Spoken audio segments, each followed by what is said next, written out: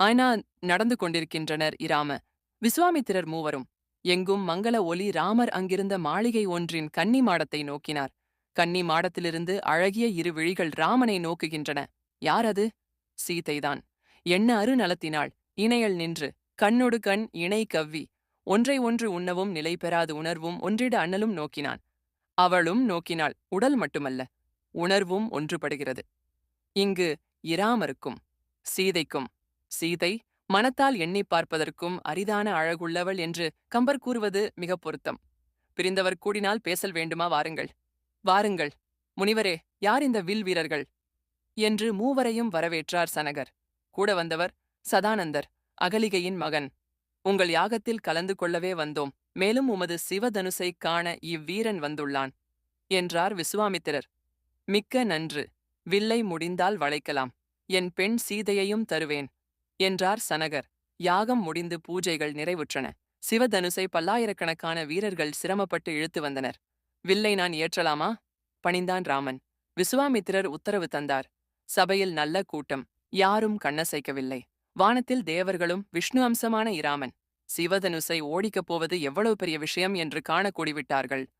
இந்த வில் தட்சயாகத்தின் போது சிவபெருமானால் உயோகப்படுத்த எடுக்கப்பட்ட ஒன்று. சனக மன்னனின் முன்னோருக்கு சிவனாலேயே வழங்கப்பட்டது. இது எப்படி எடுத்தானாம்?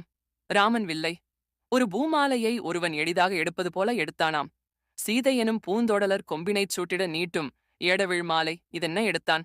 எடுத்தவன் அதனை வாகாக நிறுத்திக் தன் கால் விரலால் தாக்கு கொடுத்துவில்லை வளைத்து நான் ஏற்றினான். பிறகு நாணை பிடித்து காது வரை இழுத்தான். என்னவாயிற்று? நாணை இழுத்த வேகத்தில் பெரிய இடி போன்ற ஓசையுடன் அயோத்தி வரையில் இந்த ஒலி பரவியது. சபையில் இருந்தவர்கள் மயக்கமடைந்தார்கள். எங்கும் மங்கள சகுனங்கள் தோன்றின. தேவர்கள் பூமாறி பொழிந்தனர். என் உயிரான சீதையை இராமனுக்குத் தந்தேன் என்றார் சனகர். விசுவாமித்திரர் மகிழ்ந்தார். விரைந்து செல்லும் தூதர்களை அனுப்பி தசரதனை வர செய்வீர் என்றார் விசுவாமித்திரர். சனகரும் விரைந்து செல்லும் தூதர்களை பரிசுகளுடன் அயோத்திக்கு அனுப்பினார். தூதர்களும் விரைந்து சென்றார்கள். கண்ணொடு கண்ணோக் கொப்ப வாய்ச்சொற்கள் என்ன பயனுமில் என்றிருந்த சீதைக்கு மிக்க சந்தோஷம். தூதர்கள் காற்றெனப் பறந்து அயோத்தியை அடைந்தார்கள்.